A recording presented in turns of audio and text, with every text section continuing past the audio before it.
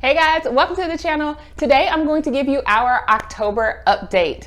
October was a really good month. I know I just talked about September and how we were deep in the grind and it was hard and schedules were thrown out the window.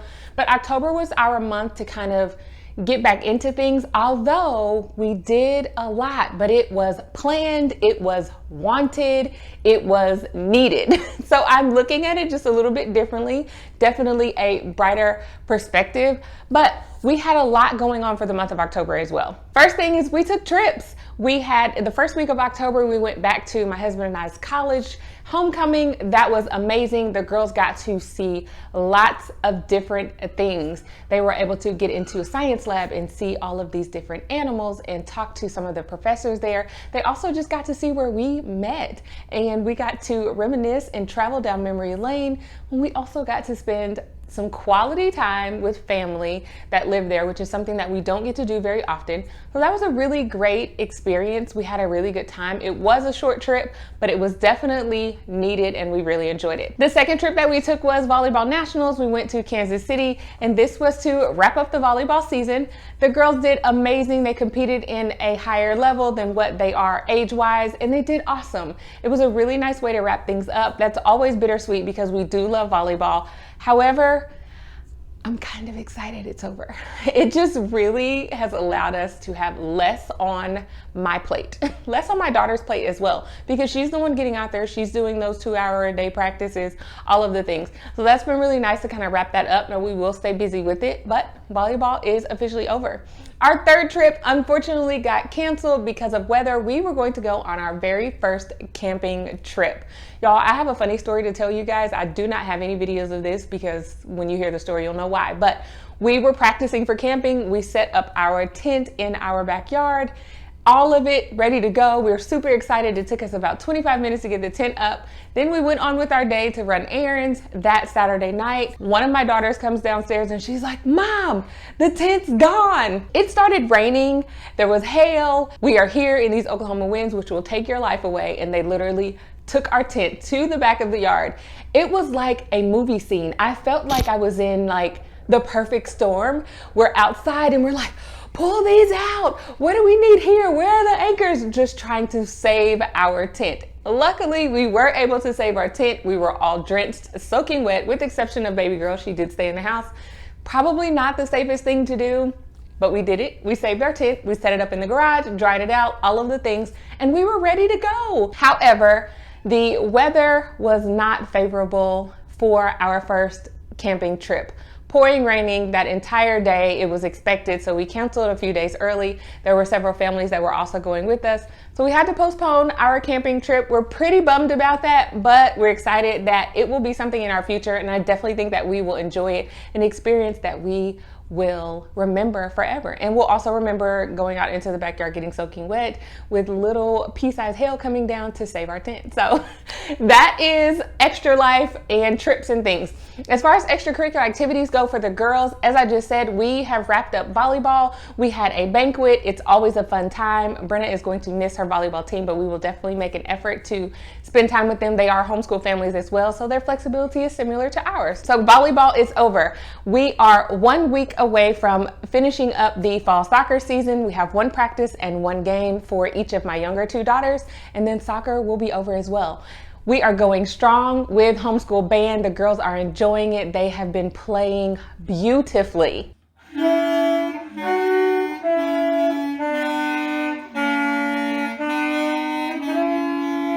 I am just in awe of the work that they are doing. They're practicing and they're really enjoying it. Mallory does not have an instrument yet, but she is taking to sticks and things like that and beating around the house, which is what they do in her kindergarten band class. So that is going well for us. We will continue band in through the winter and all the way into spring. They do it like a typical school year. Other things that we're still doing is my oldest daughter is still doing basketball, which is going great. She's loving it, and we'll just go with that until she says otherwise. Gymnastics for the youngest two, also going really well. we're just kind of getting into a groove and the girls are loving their extracurricular activities. Moving on to electives. We have switched over to our second 9-week electives. My oldest daughter will be doing cooking, which is perfect. We're right around the holiday time. She is like picking out all these different recipes that she wants to do. And we also have our Travel the States curriculum that we are doing where the girls are cooking for a specific state. So my other daughters get to participate in that as well. So it's not just my oldest daughter who's doing all the cooking, but she is doing majority of it because this was something that she chose to do. We will incorporate the other girls along in the holiday times as well, just because that's just naturally what we do. But she'll take the lead on it and I'll let her instruct them in what they need to do and I'll just sit back and watch it happen. It's awesome. My middle baby girl is into her second elective this year, her second 9-week electives, which is jewelry making, which is perfect right around the holiday times. She's excited about making different jewelry for family and friends and possibly selling some for Christmas gifts. So that would be awesome for her. She loves getting her hands on different things and putting all the different colors together. It's just something that's really great and in her wheelhouse. If you're interested in seeing what we're doing day to day as far as our cooking, because I won't share that here on YouTube, but definitely over on Instagram, make sure you follow us over there at Life of Tillmans, because I'll be sharing what the girls are cooking, jewelry that my daughter's making, and just our day-to-day time as we move throughout the holidays. The next thing I want to share with you guys is books. I did not do that in my September update, but I'm going to do it here, and I have a list from September and October of the books that we have been reading. We have really been diving into our history curriculums, and I'm going to give more information about those, and I'm just kind of really getting a feel for it. But so far, we're loving it. The books that come along with the, I say come along with, no, the books that you check out or choose to purchase with for this curriculum are amazing. And I'm just gonna run down a list, and I have it here in front of me because I can't remember all the different names. But we read 3 Leif the Lucky books, which are about Leif Erikson, the first European explorer to come over to North America about 500 years before Christopher Columbus. It's been eye-opening. We really enjoyed all of those books. One thing I can say is they all had a little bit of a different perspective, which is something that you'll find in history anyway, but they all had a different perspective and it allowed us to really pull the pieces together, and we had some awesome discussion with those books. Another book that we read was The Discovery of the Americas, and I'm gonna put links down for all of these books down in the description in case you wanna check them out, but they've been really good with guiding us through our history curriculum and giving us a really good understanding. And these are picture books, so they are super appealing to my daughters as well, because it's not just what I would consider to be like a boring history book. Some other books that we read also were Pedro's Journal. We read the Algonquian, I'm not sure I'm pronouncing that right, but Algonquian Year. And it's all about harvesting and how the Native Americans and Native American tribes were able to live, and they used the sun and the temperatures and all of those things in foraging and moving across the country based on the season of the year to be able to survive all the time and what that looked like. It was a really great book for us to read and just really gave us a perspective of what it was like to live in that time and be able to survive and eat. I mean, you have to eat, you have to have clothes, you have to have shelter, all of those different things. It was a really great book. Some of the other books that we read were The People Shall Continue. Amazing book. If you have not read it, grab it. The perspective of the Native Americans and what it was like for them here, and then when the Europeans came over. Just a really good, what I consider to be authentic and true book. It was really nice. Some other ones we read were Pocahontas. We also read Squanto, Friend of the Pilgrims. And the last book that we recently finished was Junipero Serra. I believe I'm pronouncing that correct. These books have all been amazing. They have all flowed really well with our America Story 1 and our other history curriculum. We also have some activities that we are coming up on, and I will share those just in our next update. But we're flowing right on time as we enter into Thanksgiving, which was nothing but God, because we're not on schedule according to the way the books are set up, but we're on schedule according to the way God would have us to be set up. So I'm excited about that. We've had some awesome discussion and just me posing questions to the girls about what ifs and things that could or could not happen and how we can change things within our history and for the future and for future generations. Just some really great history material. I'm in awe of our history this year. Part of it is just me though, I'll be honest. Part of it is having a different outlook and understanding that it's all a growth process and that things are gonna be different. There's going to be contradicting information, but you just read it, you take in what you can, you get a good understanding of it, and you enjoy it. Make it something that you enjoy, and that's what we're doing with our history curriculum this year. One thing I did not do this year with books is share our fall book list, because I'll be honest, I did not buy a single fall book new this year. So I thought, no reason to share. However, this is our fall basket with all of our fall books. And if you're interested in knowing what some of these books are, what we are reading this fall season, make sure you check out a couple of our fall videos. I'll put them down in the description so they're easy for you. But fall books, fall activities, all the things fall is there from previous videos, so you can check those out and hopefully just add a little joy into your fall. Some other things that we have been reading, I've been doing with my kindergartner, are readers. We have a ton of readers. So make sure you subscribe to the channel, because I will be coming out with a video of all of the readers that she's using and how we're using them, because she is progressing in her reading amazingly, guys. Just amazing. Moving on to curriculum, I'm gonna start with my 5th grader. We are done with Wordly Wise level 4. We are not going to start on book number 5. If you're familiar with Wordly Wise, there are only 20 lessons, which is equivalent to 20 weeks. So she would be done in half of a year anyway, the same with my 4th grader.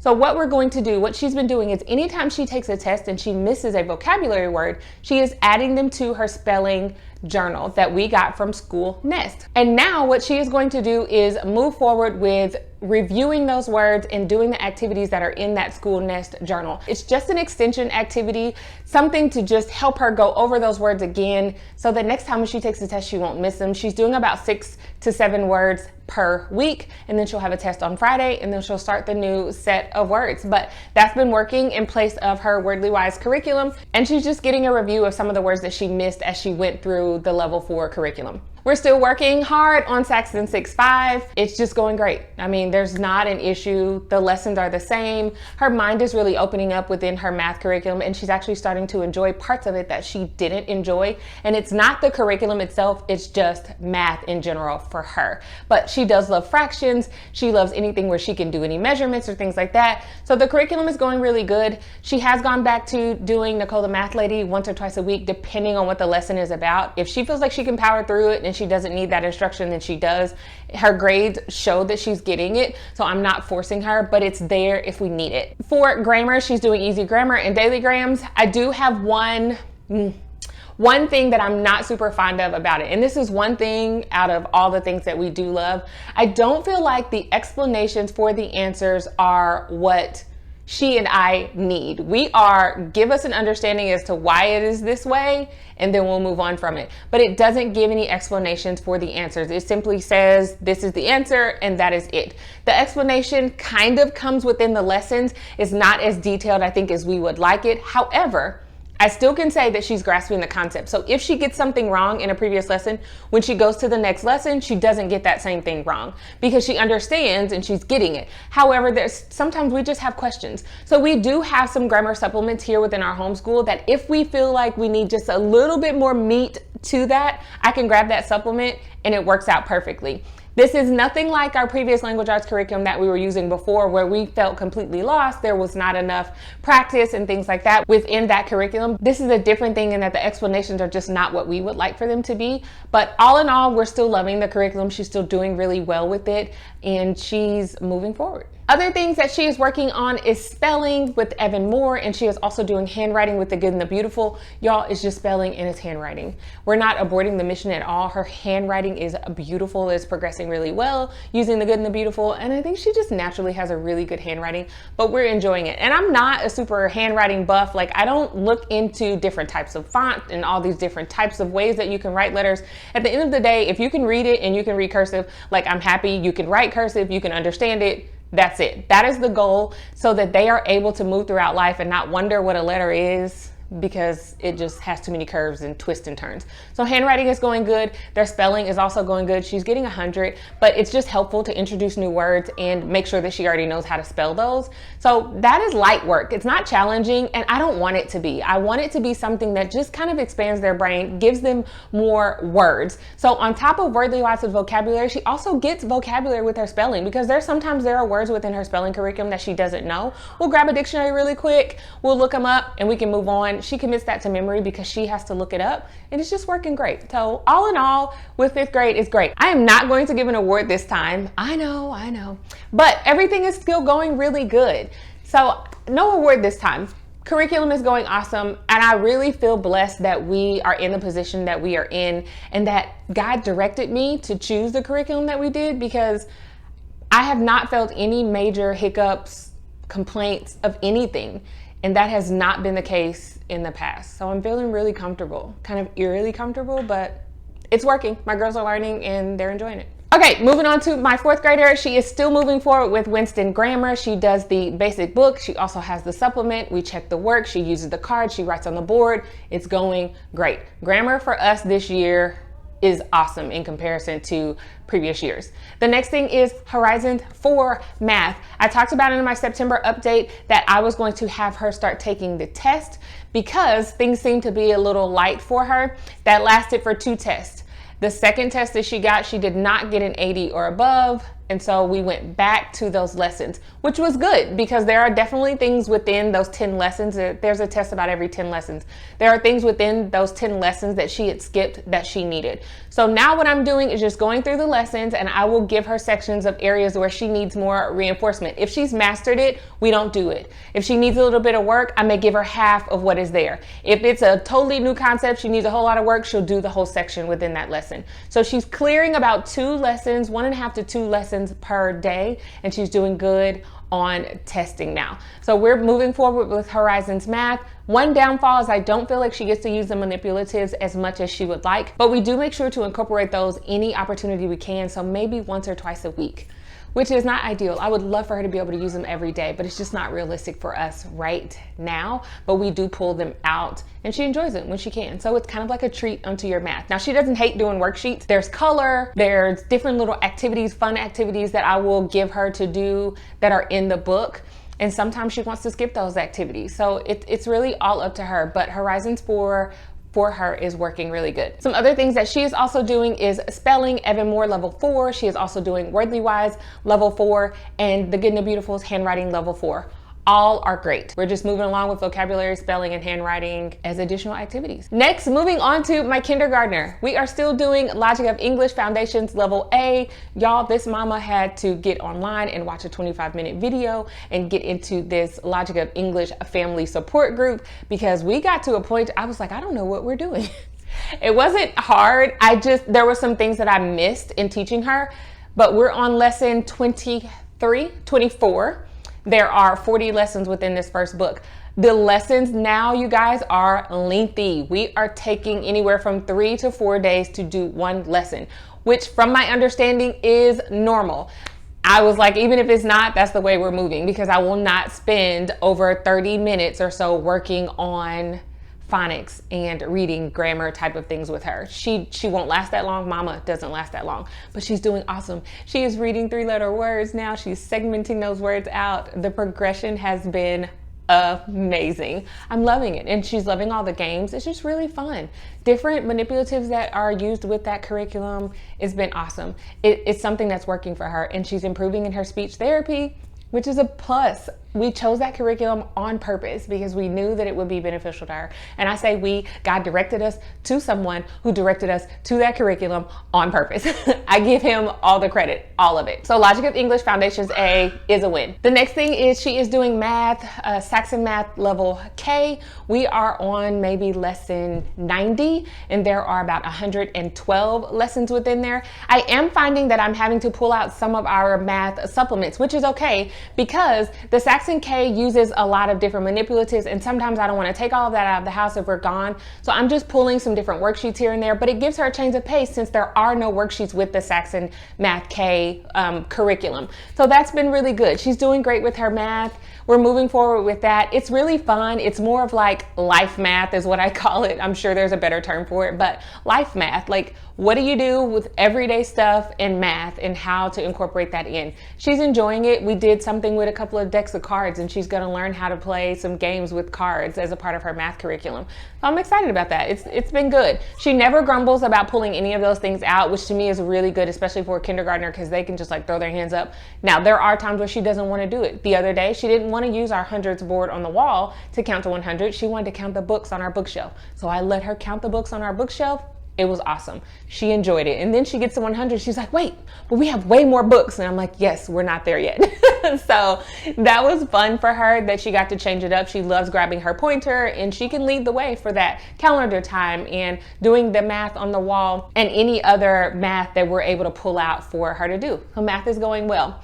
Moving on, she is doing the Good and the Beautiful's handwriting level K, or kindergarten level. Okay, so I've never done this low of a level. My girls just started the Good and the Beautiful's handwriting last year, so we have levels 3, 4, and now 5, and now we have level K. Mallory did do the pre-writing and doodles last year, which was great, and she also started out part of this year with the second half of it, but she's like breezing through the handwriting. She does not like to color and draw, so that aspect of the Good and the Beautiful's handwriting for her is a no-go. I have to stop her at 2 pages a day because she will literally complete 10 if I just let her go through it. Is her handwriting getting better? Yes, but I don't know. I think something might be missing a little bit in there. I'm still thinking about it. I'm thinking about getting a handwriting curriculum that's a little bit more structured, I guess, for her, maybe a little bit more, I dare to use the word intense, but maybe a little bit more intense for her, and we'll see how it goes. Logic of English does have a handwriting component to it, but it's a little bit, I don't know. I'm still looking into that. So if you know of a handwriting curriculum that you feel like is great, drop it down in the comments for me, let me know, because I'm definitely on the hunt for a handwriting curriculum. Moving on to family subjects, we are still using God's Design for Life, the 2 different levels. We have like the beginning level and then the level for ages or grades 4 through 6 or somewhere in there. It's going good. We're working on the human body. We have lots of hands-on activities going on. The girls did have to retake a test, which they did amazing. They just are not accustomed to taking tests. So this is also a learning process, but we're moving at a slow pace. I'll be honest, I thought we would be way past where we are right now with our human body, but that's okay. I don't feel bad about it. We're learning about the human body, and we're having a good time. So that's all that really matters for us. So we're gonna keep going forward with that, and we will transition to one of the other unit studies is kind of how I'm approaching that after the first of the year. The next thing is we are doing America's Story for our history, and we're also combining that with our history, his story, and we're doing the books within that. I gave you the book list earlier, so make sure you go back if you missed those and check them out. But those are going really good. We have some hands-on activities that are coming up, and it's the perfect time considering Thanksgiving is coming up, so it's all working out really good. We're doing history on Mondays and Wednesdays and science on Tuesdays and Thursdays, sometimes Fridays, kind of just depends on how things are spilling over. We are restarting our art curriculum actually this Friday. We've been gone for the past 3 or 4 Fridays. That is our art day. I was not able to shift that around to a different day of the week. So we're restarting our art curriculum. The girls are super excited about that. And this time of year, we do lots of crafts and projects and all of that anyway. So it's just gonna fall right in line with what we would normally do around this time of year. And hopefully that'll just get us back in a regular routine and pattern of doing that every Friday or every other Friday. We are continuing with our Travel the States curriculum. The girls kind of caught up on some things with all the traveling. We had lots of states back to back.